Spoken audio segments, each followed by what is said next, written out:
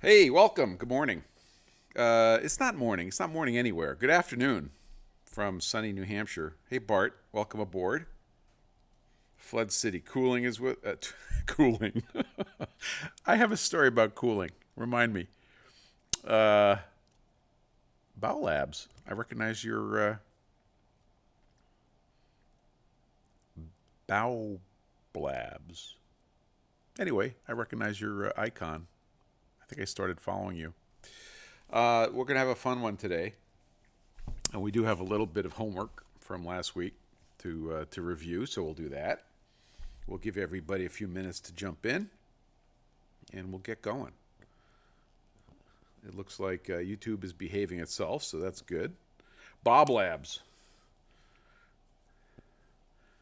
Roger that. Well, welcome. We should have some fun this morning, this afternoon. It's Sunday. I'm allowed to be in any time zone I want. So what are you guys all doing today? Are you out in the sunshine or are you out in the shop? Adam's here. Hey, welcome aboard. Fad Radcator, welcome.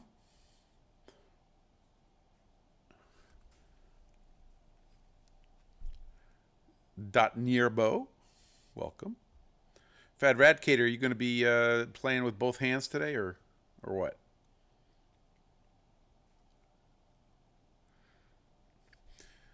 Bob is in the shop.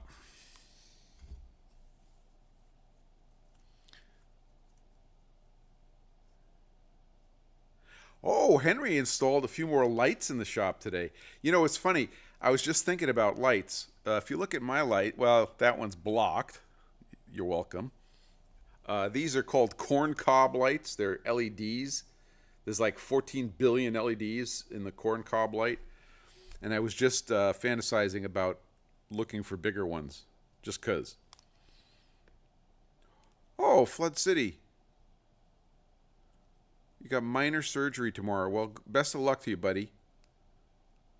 I'm sure you'll do great. Bart's having a relaxing family day. Last of the summer holiday. Yeah, my son is getting ready to go back next week, back to school. AM Metals, welcome aboard. So we're still good on the YouTube there, Art? Okay. Fad Radcator checked in on both channels.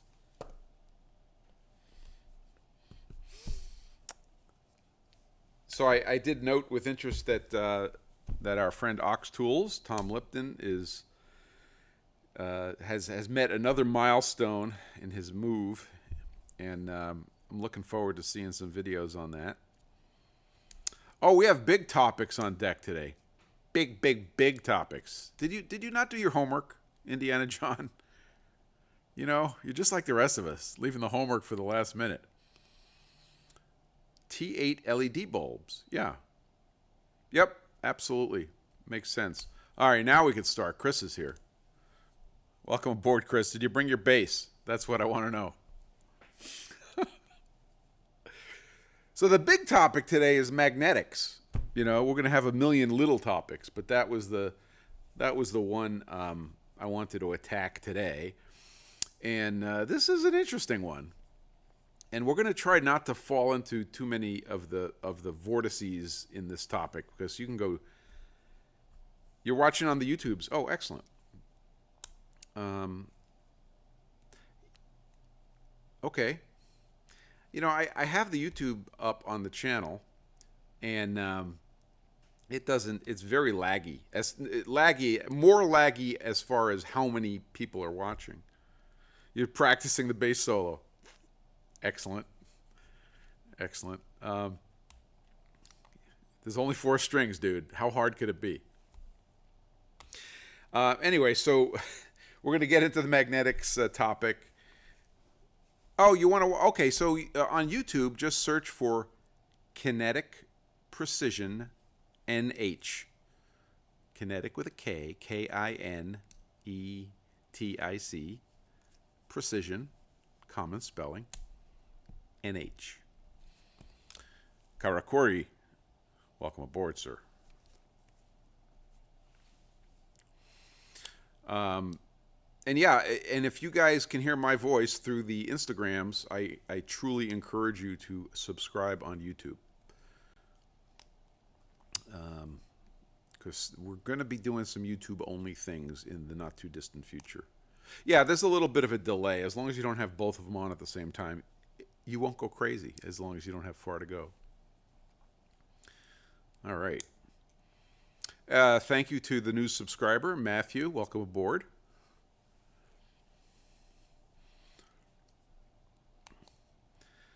Yeah. So, a little bit of nerd news. I think it was yesterday I did an experiment with conjet.art, and we got OBS running with somebody coming in on Zoom. That's what Conjet did. And I figured out how to get the audio handled separately and the video handled separately. It's not simple.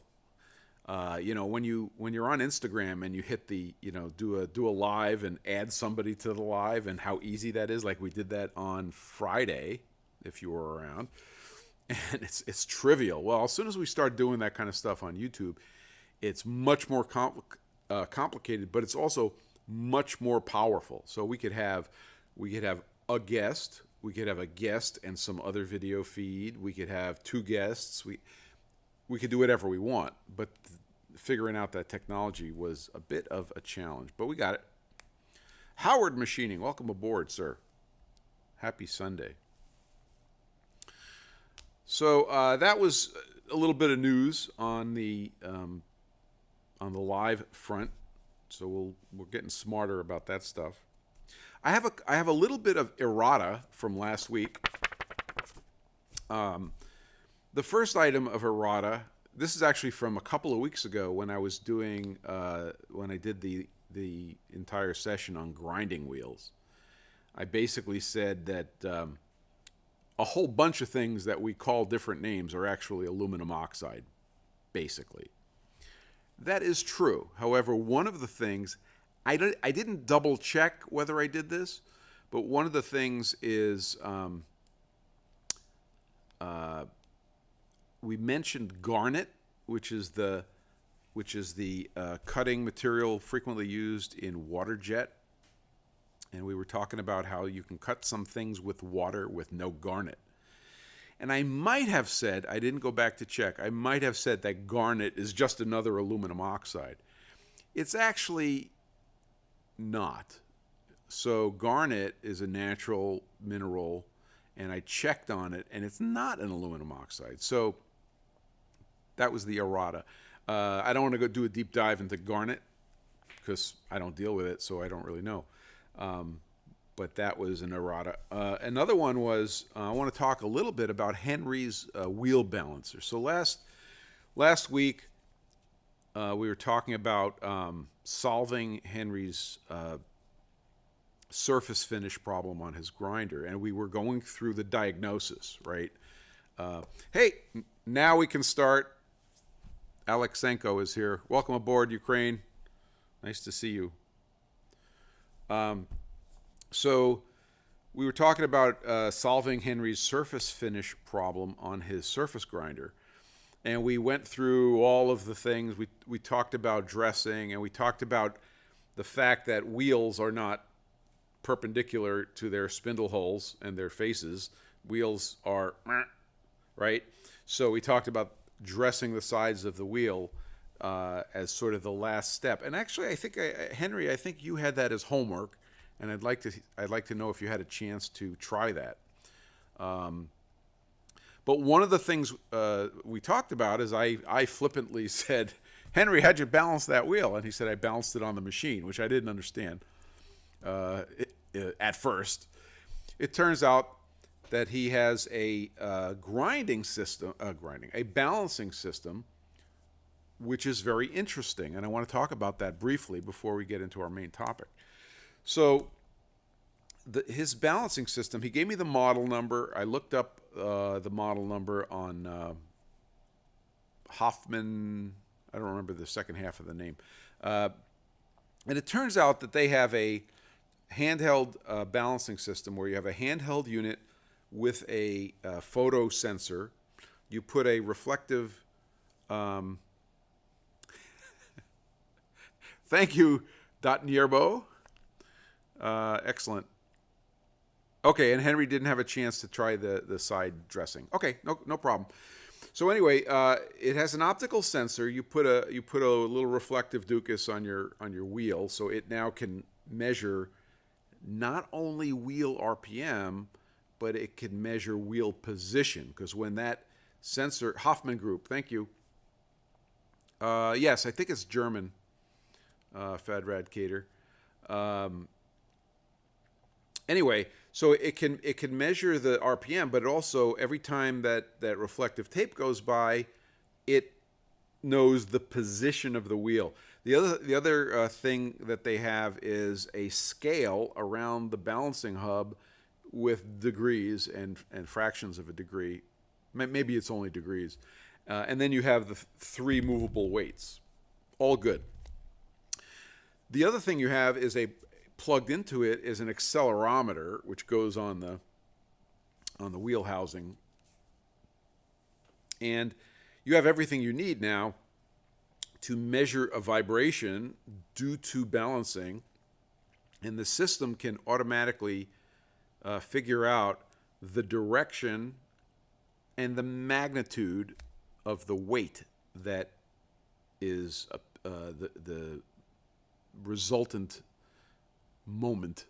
In other words, it's a length and a mass on the wheel. And it then tells you, put a little more weight at 300 degrees, or move the 2 weights toward 300 degrees, and that walks you into balancing. And of course, it'll tell you when you're perfectly balanced. So it's actually a pretty cool system. No, I think it's a optical sensor, K-Bonk. I looked it up, but neither here nor there. It's a perfectly fine system. Now, I've used, not used, but I've employed, which is more correct than you can know, systems like this in the past. My aircraft mechanic used that type of system to balance the propeller on the airplane.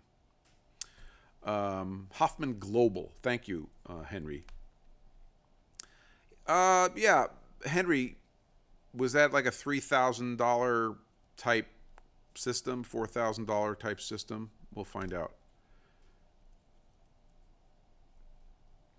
Yeah, they have a U.S. office, and K-Bonk is indicating that their U.S. office is Nashville, Tennessee. Anyway, let's not get off topic. So the aircraft mechanic would do the exact same thing. He put a accelerometer on the engine mounting, the mounting frame, close to the propeller, and then he had a strobe light. It actually worked the other way. It had a strobe light, and then you'd run the engine, and he'd fire the strobe light, and the system would be measuring balance. Yeah, Henry says about 3,000 euro, so do your own conversion. He'd be measuring the vibration. The strobe light is freezing the position of the propeller, so he is visually able to see what's going on. And then you shut down the engine. The system would say, oh, you have a 6-bolt system, hold down on your propeller. Go to bolt number 7 and put this many washers. And then he would take out bolt number 7, put on those washers, put it in. Does this sound familiar? So you're basically balancing the propeller. So those types of systems are really cool. That appears to be the mechanism, and now we understand what's going on with Henry's issue. So is that a good way to balance? Absolutely yes. So you have an expensive system, which is cool. I want one.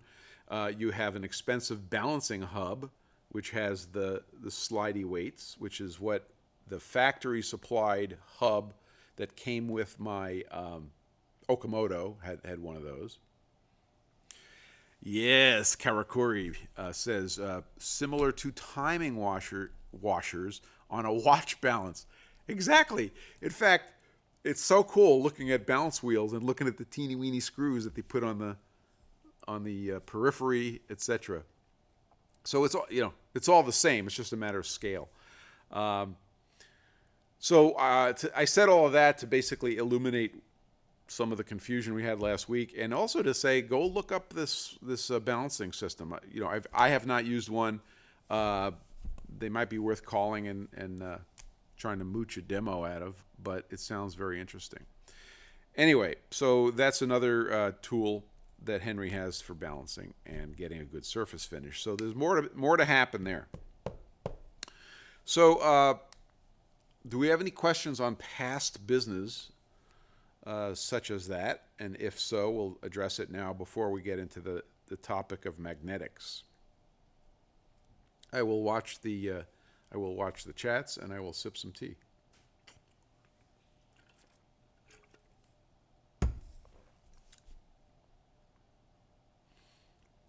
So with the lag in YouTube, I'm watching the YouTube feed for when I sip the tea, and then I know you got the questions.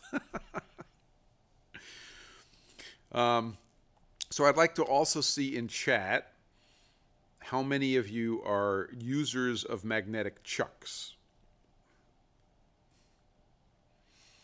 Yes, they have some nice stuff.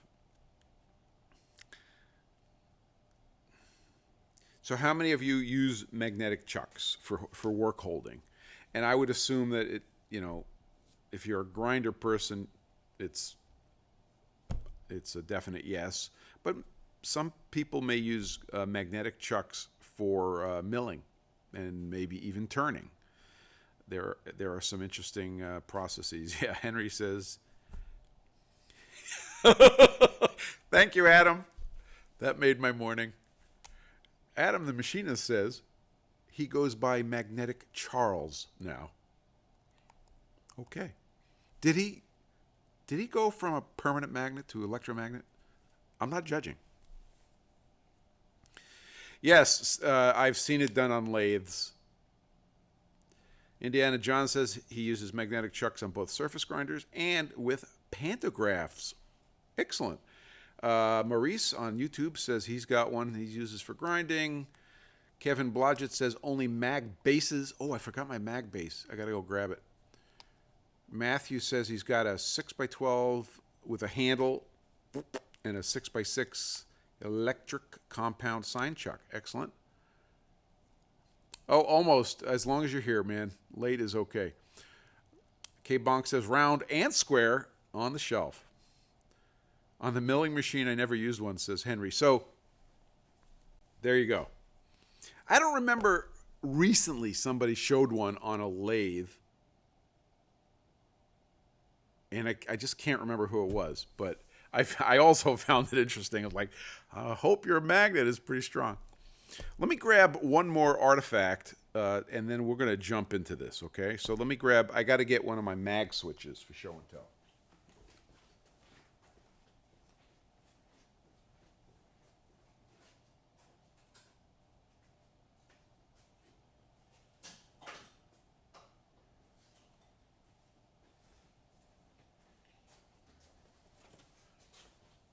Okay. Yeah, I got one of my, that's a mag switch. And we're going to talk about that in a minute. And I'll get one more. Oh, was it Stefan? I thought it was. I didn't want to say it. Okay, let me grab a chuck.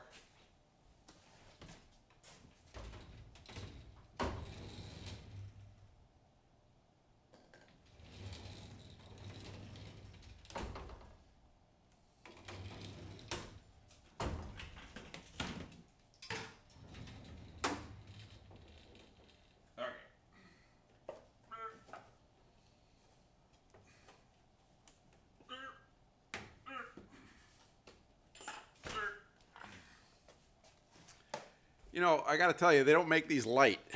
I got to find a place to put it. I'm going to put it right here. All right.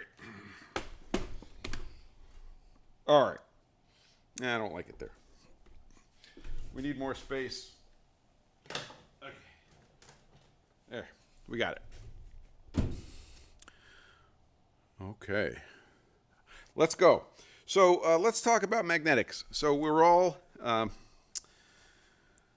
pretty used to using the term magnets, magnetics, magnetic attraction, and they're pretty simple. Here I have a magnet from Inspiration Metalworks. Let's see if we could show you his logo.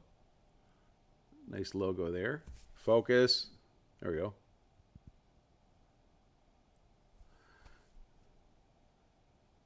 And he very kindly gifted me some of these magnets, and I use them all the time. I use them all the time. So they're super useful. And if we come over here and we take out a piece of standard steel, it's no surprise to you that this magnet is attracted to this piece of steel.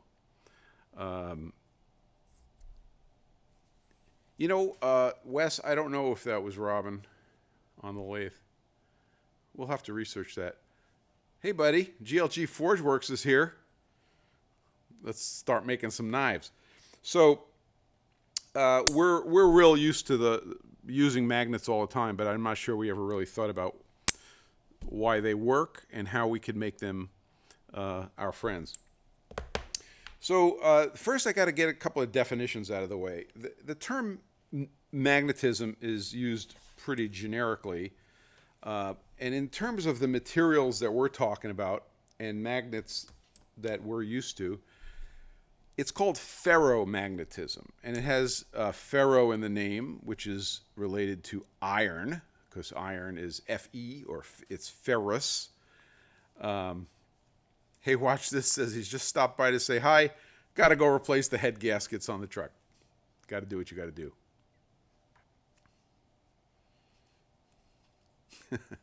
Anyway, so ferromagnetism, okay, or a ferromagnet, is really the term of art.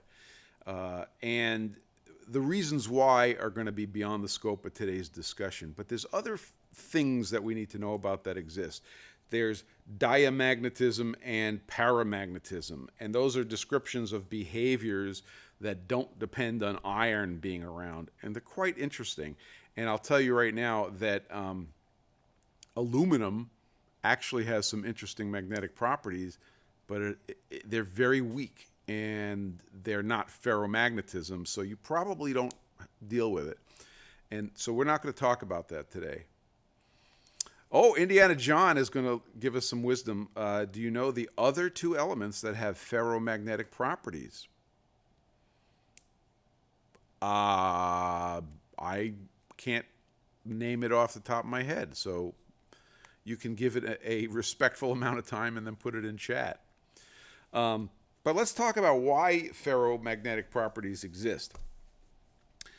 So we talked about magnetic chucks as using those properties. We talked about transfer blocks. So here's an example of a transfer block, okay? And I just want to get some of our tools out of the way so we know what we're talking about.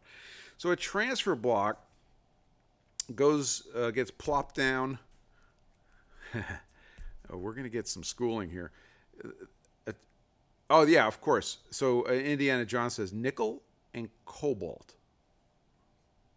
Excellent.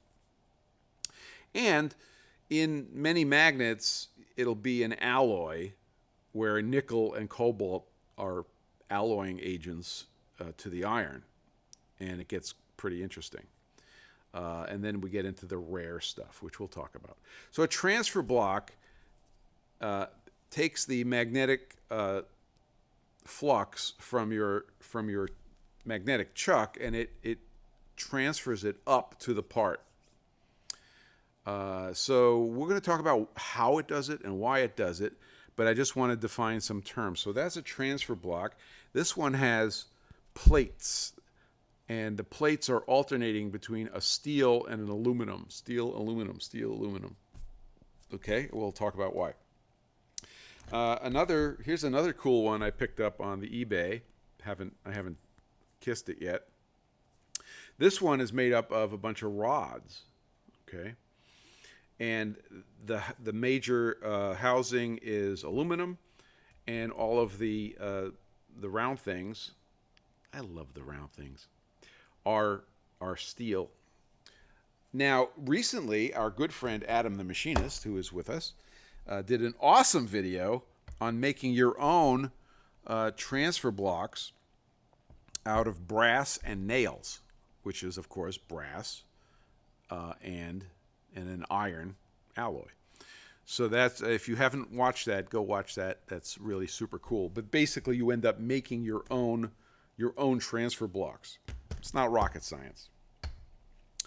Also, another example of a shop-worthy use of magnets is the mag switch. So Indiana John asks, how is the Maurice got it in chat. He said cobalt and nickel. Exactly. How is the aluminum and steel bonded? Well, in this case, there's some pins that go all the way through, and these look like brass pins. So we have we have the corrosion triad. We have brass, aluminum, and steel. I don't know more about how this was made. I didn't make it. In the case of this one, it's just friction holding the steel pins in. So I don't know how the one with the plates is made. Although I know the cheap ones, you find out really quick how they're made because they fall apart. Turner 079, welcome. So here's a mag switch. This is interesting, magswitch.com.au, so it's Australia, I think. In this one, if you look on the bottom, okay, you can't see the poles. You can't see the difference in metals, but basically one side is going to be steel, and then a non-steel in the middle. Let's not talk about gold because, you know. And magically, it is complete magic that when you turn the switch on, it is now, hang on, it's now magnetic. And when you turn the switch off,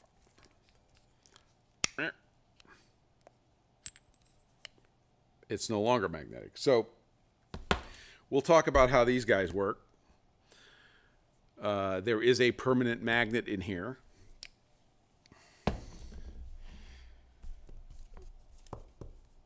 Oh, and another example you might have in your grinding setup is a magnetic filter. So you might have a magnet in a housing where the coolant goes in, and the magnet, a permanent magnet, is picking up the fines of steel.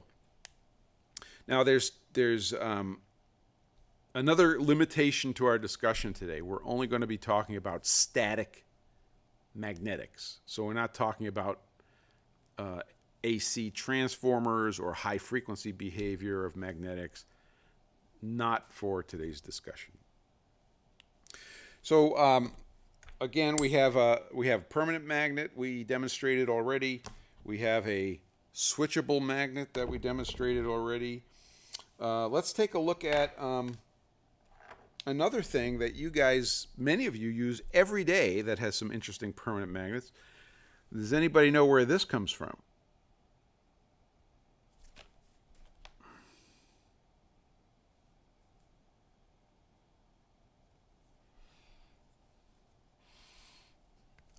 I will take this apart into two pieces.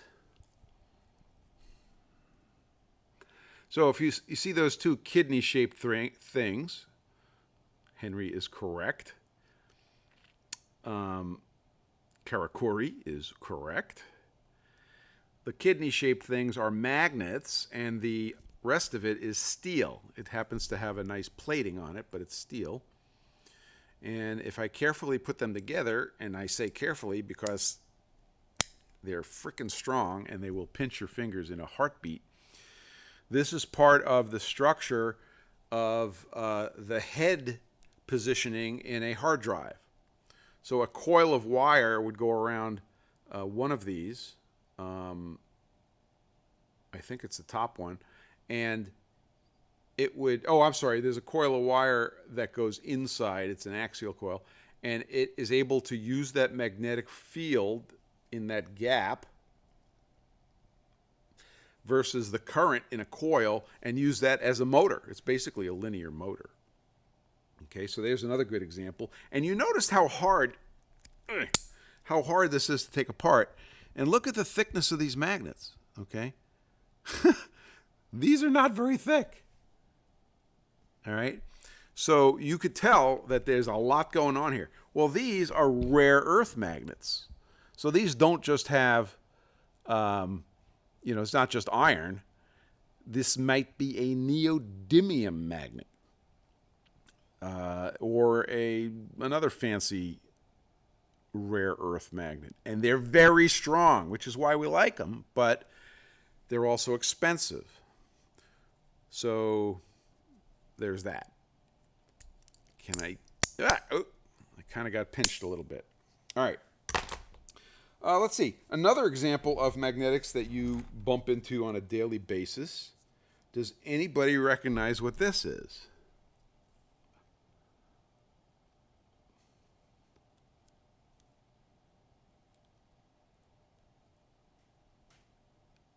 Almost Machining says they're ultra epic mags.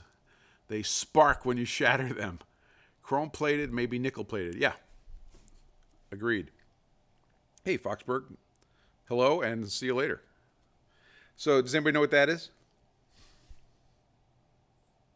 Focus.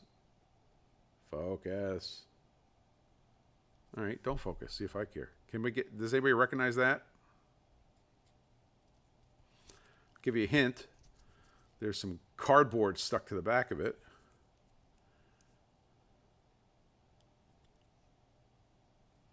Yes. Almost Machining says that tells the store that you're leaving. Right. This is an anti-theft tag, one of the flavors of anti-theft tags. And what's inside? Did you ever take one apart? Because they're really cool. This one has clear plastic on the back, and you can see there's a piece of metal in there. And if you look really close, you can see there's two pieces of metal in there. Or more. So here's one I cut open, and this contains several pieces of this little ribbons of material. Now, this is a magnetic material. This is a amorphous magnetic material. It's an amorphous supermagnetic material. What does amorphous mean? Amorphous means glass-like. It doesn't have a crystal structure. And this material is got a super high permeability, and we'll talk about what permeability means in a minute. But basically, the ability to concentrate magnetic field lines is what permeability is. And this material it's in the number is in the millions. Whereas this material, the number is on the order of 100. So this is on the order of 1,000,000. This plain Jane steel is on the order of 100. Okay, pretty cool. And today we're going to be using it as a detector of magnetic fields. We'll do that in a minute. I'm going to put this back in here so I don't lose it. And the way these work is mechanically these things have a resonance. Okay, they're a certain length, right? In fact, if I go over here and I go, let's get the light on it, and if I go boing, right, it has a little resonance. Boing. So what happens is when you put these multiple pieces in the plastic housing and you magnetize it, they stick together and they behave like they have a different mass and they don't resonate. Whereas when they're not magnetized, they're all independent and they will resonate nicely. So when you go through those two coils walking out of the store, they look like just two panels, but really there's a big coil here and a big coil here, and one of them is sending a big magnetic field that's changing, and the other one is sensing a magnetic field at twice the frequency. And the mechanical behavior of these strips will generate that signal, and it'll detect it. So you can program these by magnetizing or demagnetizing. Oh, did you hear those words? Magnetizing and demagnetizing. You could magnetize or demagnetize the tag, and that will turn it on or turn it off. Okay. Literally, so Karakuri says, literally without form, amorphous with an IS. Also, an awesome metal band. Thank you. I know it's hard to believe, but I played bass for amorphous magnetic strips back in the 80s. We had a strip club. Welcome aboard Fast Metals and Abdul's. So, yeah. So that's another interesting example of pretty cool magnetic design that you run into every time you go to Home Depot. Okay. So let's talk a little bit about magnetism. So if we take a coil of wire and we put a battery on that coil of wire and we cause a current to flow through that coil, we're going to make a magnetic field, right? You've done this before. You've made it, or if you wrap a wire around a nail and you put your battery across that, you're going to make a magnetic field. And if your current is flowing this way, and you're going to generate a magnetic field like that. This is called the right-hand rule. Current flowing in a coil like that, you're going to make a magnetic field like that. If you're an engineer, if you're a physicist, you got to switch hands. And you may quote me on that. If you're a physicist, you have to switch hands. So that's how you generate. That's called the right-hand rule, current versus generating a magnetic field. Now think about atoms. Remember the really super simple model we learned about atoms where you have electrons flowing around in orbits, right? Hey, don't use bad language in the chat, Dot Nierbo. He said flux. I'm like, yeah, that's true. So if electrons have a negative charge and they're going around in orbits, by the way, all the quotes here are because these are just models, right? Then don't you generate a magnetic field? And the answer is yes. And if you're wondering where permanent magnets come from, that's where permanent magnets come from. Oops. So,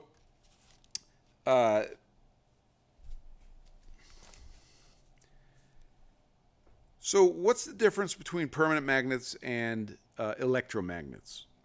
We go over to our fancy electric chuck on our machine. We turn on the current and our parts stick to the chuck. We turn off the current and the parts no longer stick to the chuck. So that's an electric magnet. There's no permanent magnet associated with that. However, if we walk up to our grinder and we grab the handle and we go, what we've just done is we've just engaged the permanent magnet that's in the base. And when we do it the other way, we've literally shorted out the magnetic flux inside of the chuck. So we have permanent magnets, and then we have electric magnets. Why? Why do we have those two things? Well, we know why we have the electric magnets, but why do we have permanent magnets? So let's talk a little bit about this.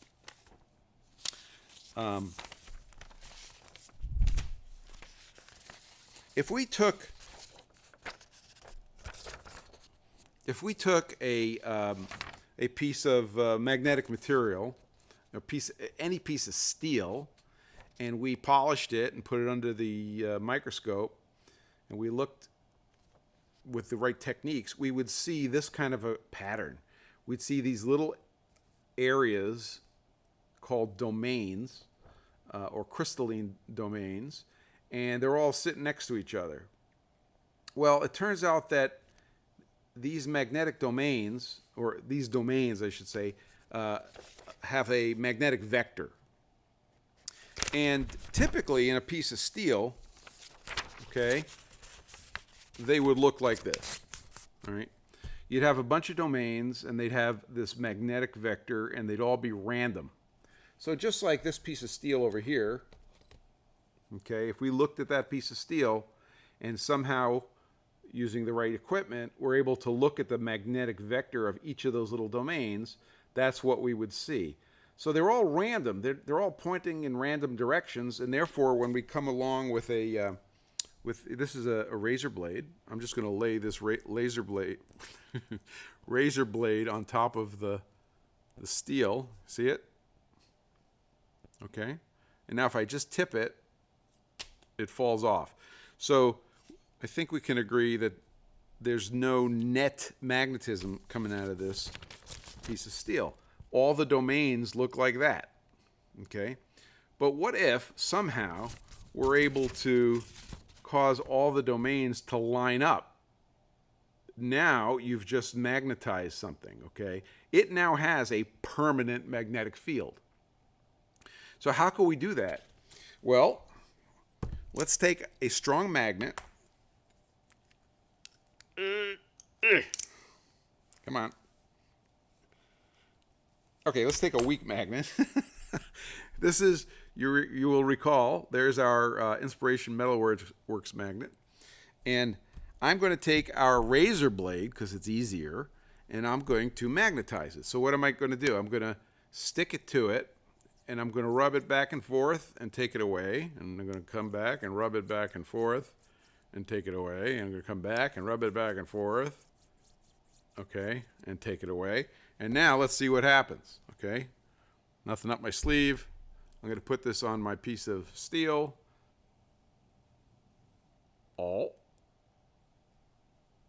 It is now magnetized. So this guy here has a permanent magnetic field.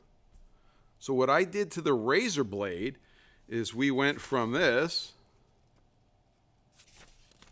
to this. Okay? Now, can we get rid of that? Can we go the other way? And the answer is, of course, yes. So the easiest way to do it is to run down to your favorite store and buy a demagnetizer. Okay? And I'm going to turn on the demagnetizer. See if I could do. I didn't try doing this on camera before. Now it's on, and I'm going to slide my razor blade, which is magnetic, across it. And as I go past the center, it kind of vibrates. There's a hint there. There's a vibration happening in two places. And now I take it away, turn off my demagnetizer, put my demagnetizer away, grab my piece of steel, okay, put it on my piece of steel, and tip my piece of steel. No longer magnetic. So we just went from that to that to that.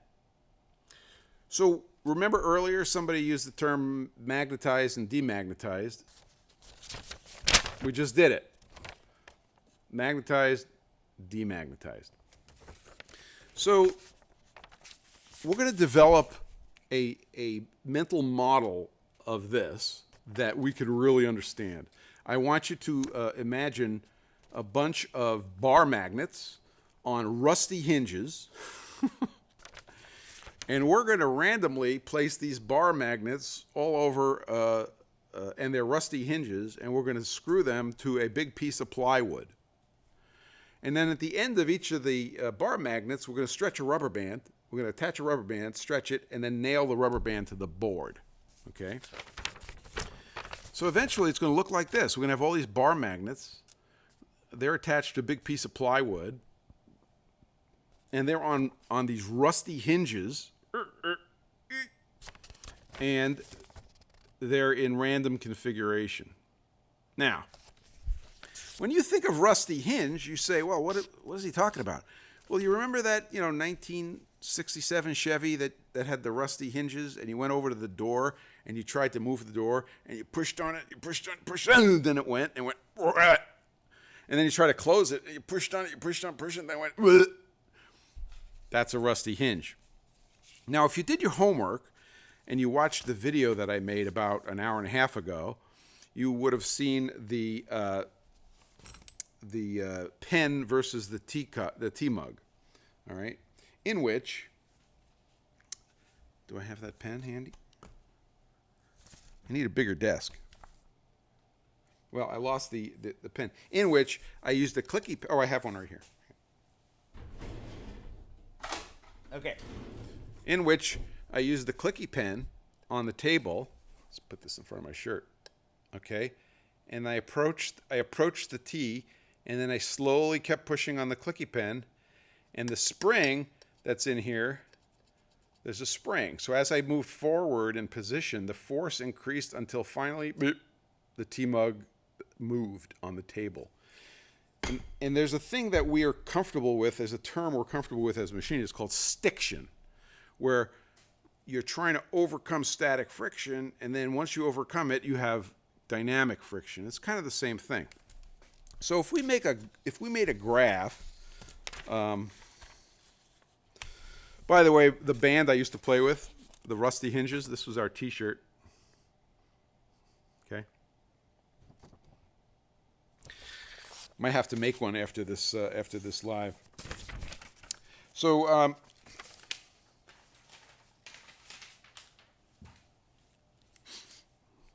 if we made a graph of the position of our pen and the position of our tea container, as we push the pen toward it, 0 is where the pen just touches it, but we had to keep pushing, and then finally, bzz, the position of the tea, that's T, get that? The position of the tea changes, and then it stays there. So this, would you agree that this is a good graph of what happened with our springy pen and our tea container? This is known as a T versus P graph. I'll give you a moment to think about that. Okay? So if we then, after the tea container moved, if we went around to the other side with our pen and we started pushing the same way, we'd have to do the same thing, and burp, it would move the other way. So here's the complete bidirectional T versus P graph.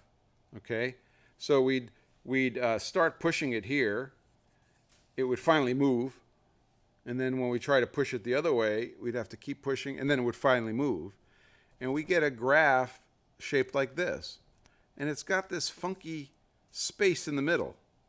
T versus P. Yeah, you guys stick with us, fast metals. And yes, Henry is correct. He has observed correctly that the more T, the more P. So, interestingly enough, we have just constructed a very good analogy for how magnetics work, and we're going to pick back up on this in a second. If you go back to our bunch of bar magnets on rusty hinges with the rubber bands, the rusty hinge is has the same property as my container of tea on the table. It has this stiction. So you go to put a big coil of wire next to your magnet, and you say, I'm going to change the position of this magnet, and you start ramping up your current, and all of a sudden it goes, and it turns, okay? So in magnetics, we get the same exact graph. It's called a BH curve, okay? H is this way, B is this way, and all you really need to know is that it's the same thing, and you get this space in the middle, and this has a name. This process has a name where you're following a different curve one way versus the curve the other way, and that's called hysteresis. Okay? Stiction. Depends how you write it. K-bonk. Okay? So this is called hysteresis, and this is what makes magnets. Because if I take my if I take my piece of steel in my razor blade with all my domains, and all my domains are really bar magnets on rusty hinges with rubber bands, okay, I can go from none of the domains lining up to the domains lining up. That's the same as going up this curve, and by the time I come down, I'm over here. And they're calling it coercive strength in this diagram. You just made a permanent magnet. So if this material, yeah, it's all very good, Karakuri. Also a measure in indicators. Indicators have hysteresis. Thank you very much.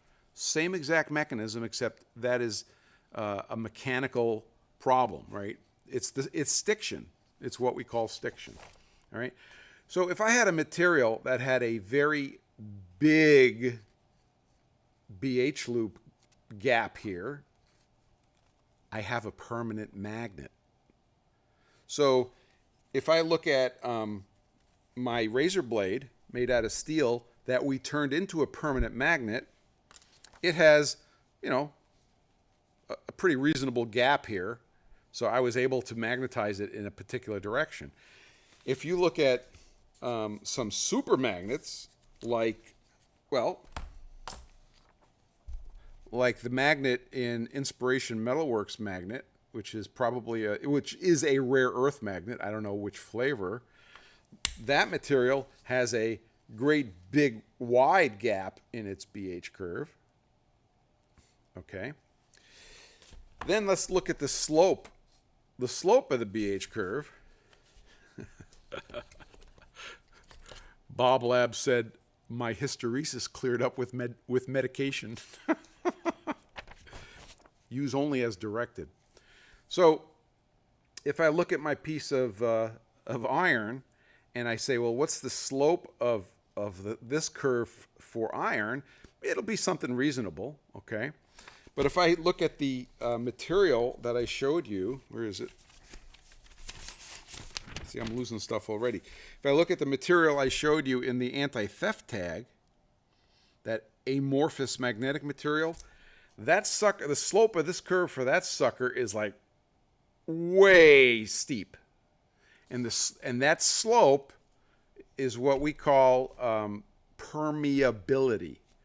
So permeability is this slope, okay?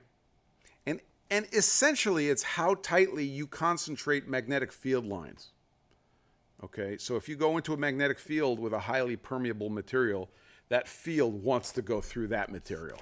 That's called permeability. So again, we're going from a mildly magnetic material, like mild steel, to a ridiculously magnetic material, and the difference is a factor of 10,000 times difference in this slope of the curve. All right? All right. What does this all mean to us? Who cares? Well, okay, so we've defined a couple of terms. We sort of defined hysteresis, the fact that you can make something magnetic one way and then make it magnetic the other way. Well, you know, back in the 70s, some folks thought it was pretty damn important. Actually, the 60s, no, 50s. This goes back to the 50s, possibly the 40s. This is a piece of magnetic core memory. Okay? This little plane here is magnetic core memory, and this came from Wang Laboratories, and this came from a Wang 2200 calculator. And this is 4K of magnetic core memory. And if you look really super close, which is hard to do, you'll see that each one of these little black spots here is actually a little toroid, a little donut, and there's wire woven through them such that the control circuitry can address one of those little donuts and magnetize it one way or magnetize it the other way. And those represented, you know where I'm going, a 1 or a 0. So this is memory from, let's see if we can get a date on this. Usually the circuit board manufacturers are kind, but I don't have a year on it. But trust me, it's old, okay? So that's useful. And I will also point out that in order to measure the donut to see if it's a 1 or a 0, you had to flip it, which means when you're done reading it, you have to flip it back. Okay? Yeah, you can count the bits. Exactly. If we had a good photo, I'll get a super good high resolution photo of this and I'll put it up online so you guys can be amused. So it was useful. Hysteresis was useful. Just the making of a magnet, the going from a non-magnet to a magnet, right? Somebody magnetized that rare earth material and made a magnet of it. That's an application of hysteresis. How about this, you grinder guiders? Okay. Hang on, I got to grab a magnetic chuck, and this isn't easy.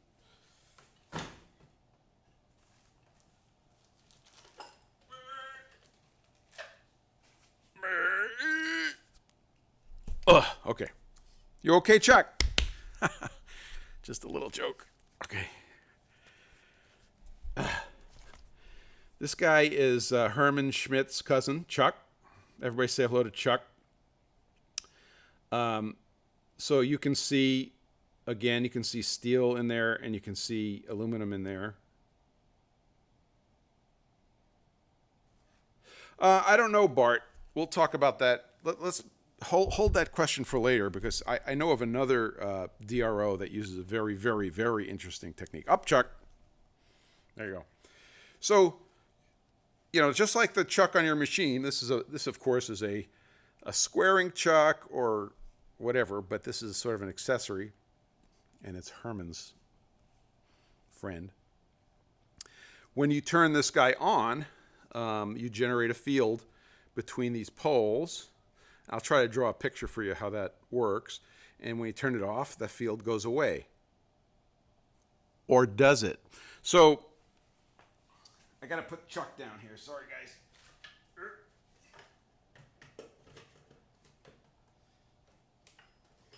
Oh. Okay, Chuck, you just stay there, okay? All right. Now, this looks like a disaster waiting to happen. Hang on a second, guys.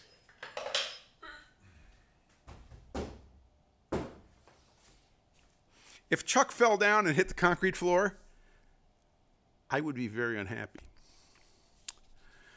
Oh, we can't talk about aluminum right now, Fast Metal Labs. Let's talk about that another time. Aluminum is very interesting magnetically. So,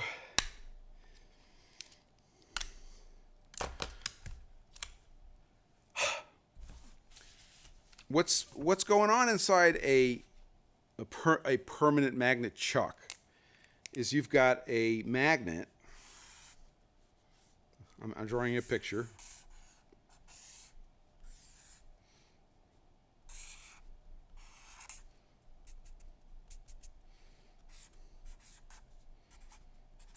Okay. I used my graphics system to do this. You have a magnet between two steel poles that are shaped like this, okay? And when that magnet is oriented this way,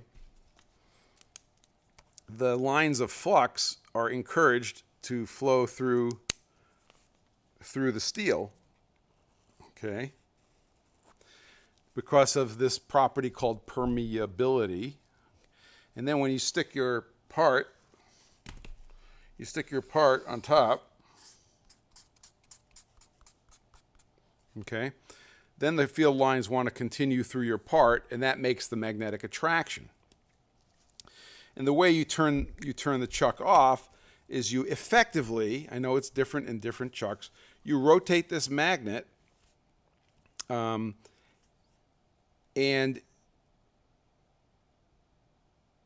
yeah, Dale Derry did a video on refurbing a magnet chuck, and it takes a different path. I didn't draw this exactly correctly, but basically it goes to a different path where it shorts itself out.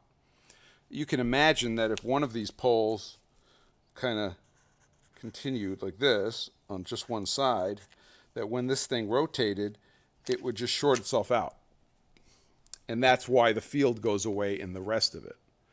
So the reason I say, does the field actually go away, is that when you put your part on your magnetic chuck, you're actually lightly magnetizing your part.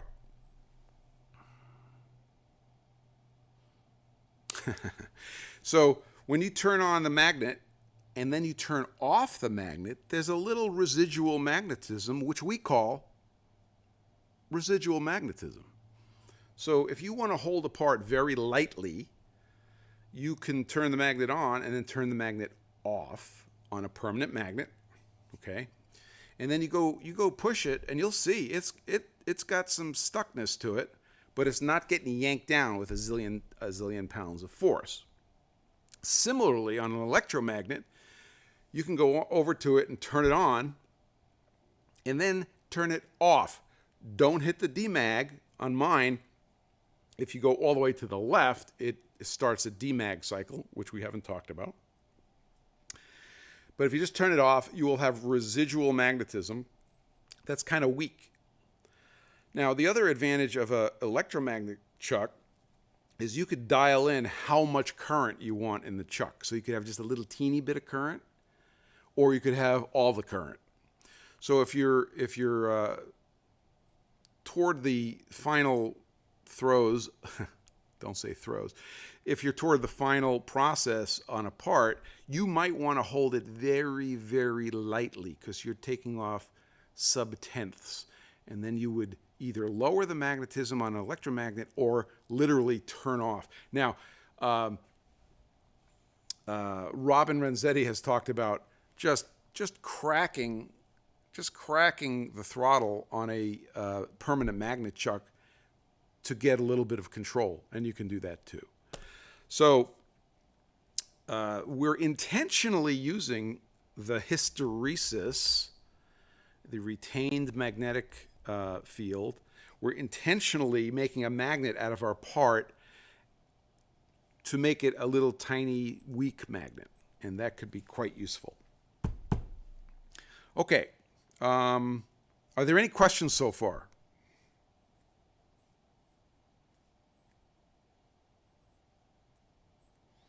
We're doing good here.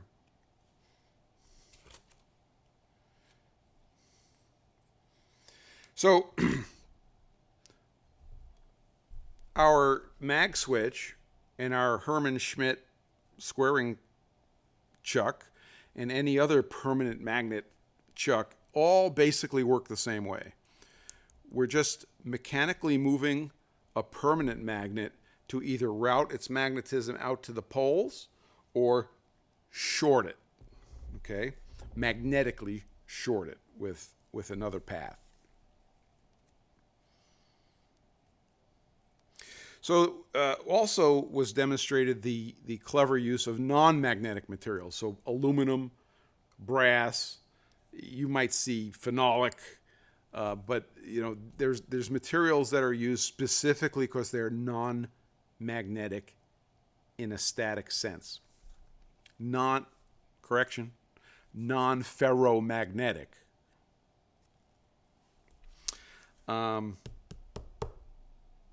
We did that. We did that. We did that. So I think we did it. If you understand the concept of hysteresis, okay, and if you watched and understood how this relates to the video I posted earlier of T versus P, okay, you might have to eat more vegetables. Then I think we've kind of achieved the goal here. One thing I don't think I really nailed down here is, I can't find my third, I use the term amorphous metal in here, and that's part of what allows this material to have just a ridiculous permeability. You know how they make it? This is the coolest thing. They take the molten alloy, which has probably got, yes, the temperature of the metal changes the BH curve. Yes. Don't we know about hardening and the tricks of hardening?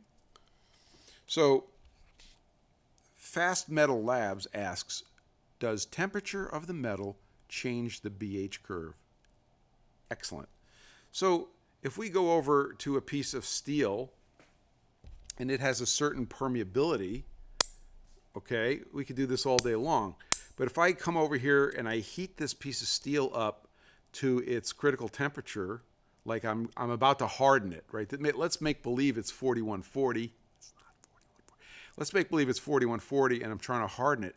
I'm going to bring this up to cherry red.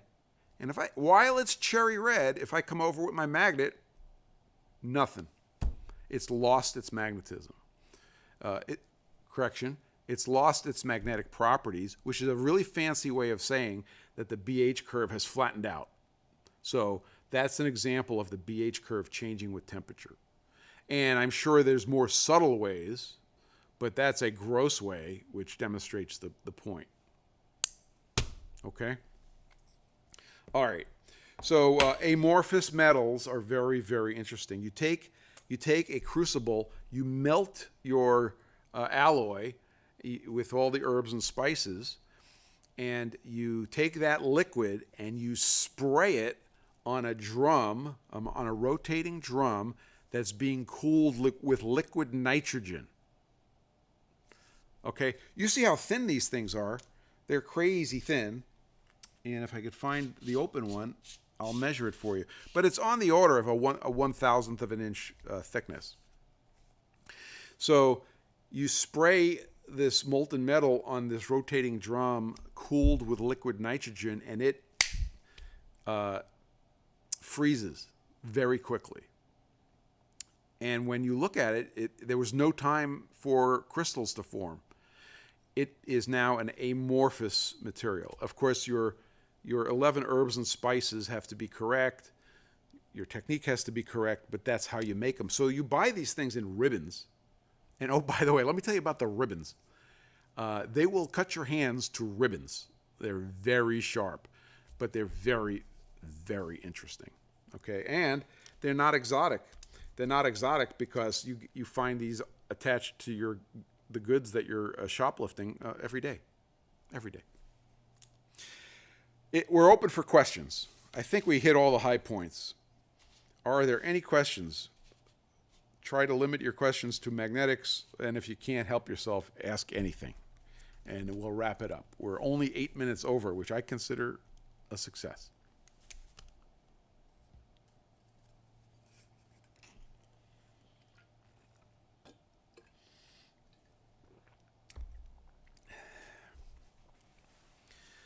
Hi, Fly CNC. Welcome aboard, sir. And just a reminder as we ring out all the questions, this live is always on at 17 Zulu or 1700 GMT. Thank you, Karakuri. Or 1300 Eastern Time. But it's going right to YouTube, so it'll be on YouTube very, very soon after we wrap it up here today. So we'll take any questions of any kind on any topic. And if you guys... Oh, best transfer block material combo. That's a really good question. Gee, I wonder what Adam would say about that. The stuff that I've seen is brass and a mild steel. I suppose if I can get some really magic magnetic material, that would be better than steel. But I don't think it would be a lot better. So I think best, you're gonna find the term best is going to matter more for the mechanical properties, like maybe the temperature coefficients. In other words, I would look at Like, you know that the temperature coefficients of the materials in these blocks are different, right? So if that's true, you have to consider what happens over temperature, especially if you're doing precision grinding. You don't want, your block to be growing in a way that you have not predicted. So I would look at that. I don't have any opinions about that, but I think it's an interesting question. Robin Renzetti. Oh yeah, thank you, Kevin. Well said. Kevin Blodgett reminds us, Robin Renzetti mentioned that surface finish has a large impact on magnetics. Is this due to inverse square law and distance from magnet? Okay, guys, strap in. This is a good one. The answer is no and yes.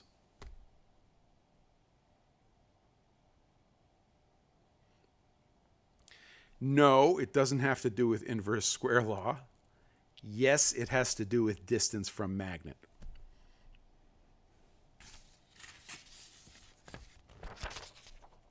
So this is what magnetic field lines look like coming out of a magnet. Okay? And now I'm going to draw you a picture of what electric field lines look like coming out of an electric charge.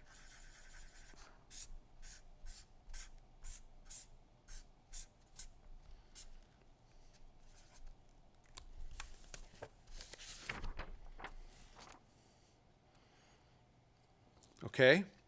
These are very different because you can have an electric charge in isolation, like an electron or a proton or a charged ball of plastic, okay?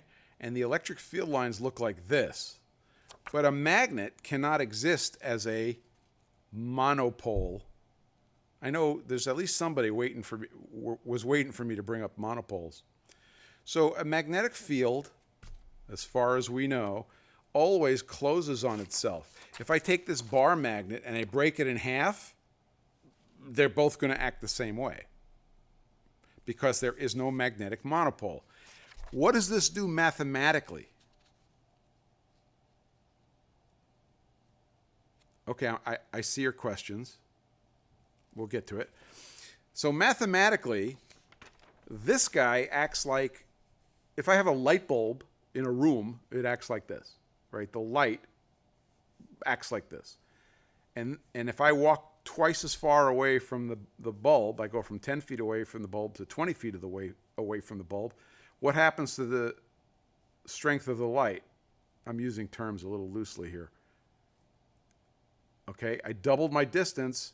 The strength of the light goes down by a factor of 4. It's the square of the ratio. So if I make my distance twice as far, my electric field strength goes down by a factor of 2 squared, 4. What do you think happens here? As I move away from the magnet, does the magnetic field strength go down as the square of my distance?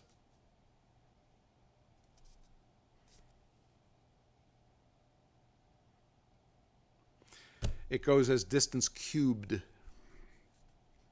Okay? This is why the distance from the magnet matters so much. Okay, this is where the hey, my magnet's holding, it's not holding. Okay, it's because if you draw, if you draw a graph of square law versus third order cube law, it's much steeper. So this is why little teeny differences in the distance from the magnet matters way more. Now, this is true for a simple small magnet. Things change with linear sources and stuff like that. Don't worry about that. All I'm saying is that square law for electric fields, cube law for magnetic fields in general. So it's these shapes that give rise to the fact that a magnetic field does not drop as the inverse square. How's that? Good question. Okay, let me see. I missed a couple of questions. We got guys showing up late.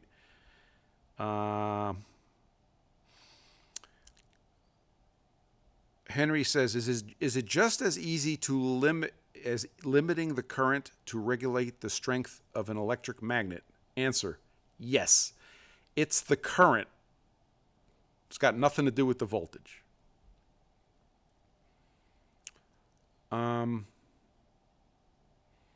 Yours is, Henry says his is just on or off, but it would be easy to retrofit it.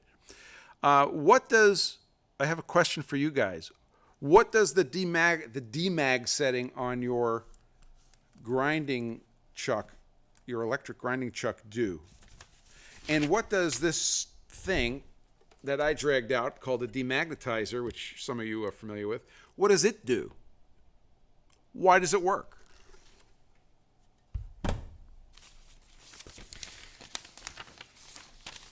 I'll give you a second to think about that.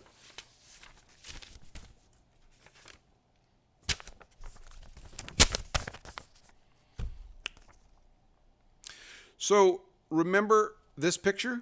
How we have all these domains and all these magnetic vectors that we forced to line up? We applied a strong field to our bar magnets on rusty hinges and rubber bands, and they all aligned. And we take the field away, and the rusty hinges don't want to move, so all of our magnets stay lined up. So what we do is we take our coil. Correct? Yes, Henry, it switches polarity fast. Almost complete answer. It's part of it. Kevin says the AC scrambles it again. I'll allow that. Maurice says it switches polarity. That is also correct. But the correct answer is from Wes, who says it's magic. That's right. So you'll notice that each one of these domains has a different area, right? There's little ones. There's big ones. Okay, High Fly, catch it on the YouTube. We're about to wrap up. So what happens is we switch the polarity. We put a big coil around our thing, and we're switching them back and forth, right? Now we start lowering the strength of the field we're generating. We still switch the polarity, and we make it lower and lower and lower and lower. And what happens is each one of these domains stops in a random place as the current gets low enough that it can't switch that domain. It could switch the little guy, but it can't switch the big guy.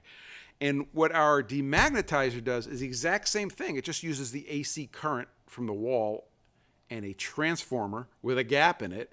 And you're moving away from the field that causes that AC magnetic field to shrink, leaving each of the domains in a random spot. That's how a demagnetizer works. On my grinder, I noticed, it's very obvious to me, that it is a switched DC signal. It's plus, minus, plus a little bit less, minus a little bit less, plus a little bit less still yet, plus a little bit less still yet, and then I think maybe one more and it's done. It only has about 3 or 4 values as it steps down, and that's what it does. That's how demagnetization works. So, you guys are awesome. Thanks for being here. Hope you learned a little something about magnetics. It is a very deep topic, and there's some real strange things to talk about. If you remind me next time, if you want me to, I'll put up a couple of posts about tomatoes, aluminum. Okay, very interesting magnetic stuff to talk about there. I'm done. I'm out of ideas. You guys have an awesome day. I'm going to do whatever my wife tells me to do. All right? Have fun. We'll catch you on the various social medias. And we're under 20 minutes overtime. I think that's pretty good.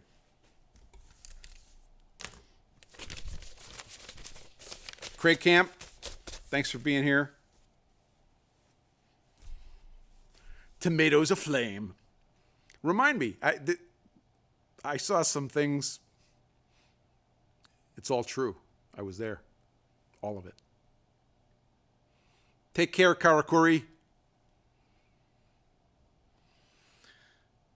DJ Berg, see you later.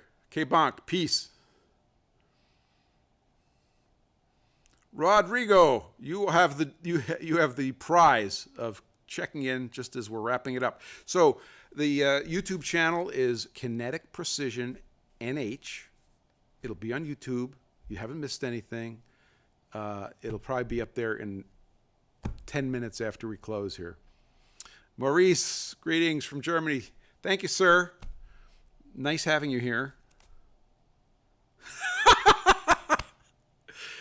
Henry, you're funny.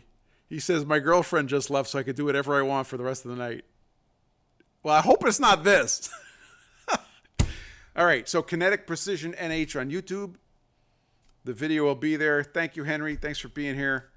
And we'll catch you guys next week. Peace.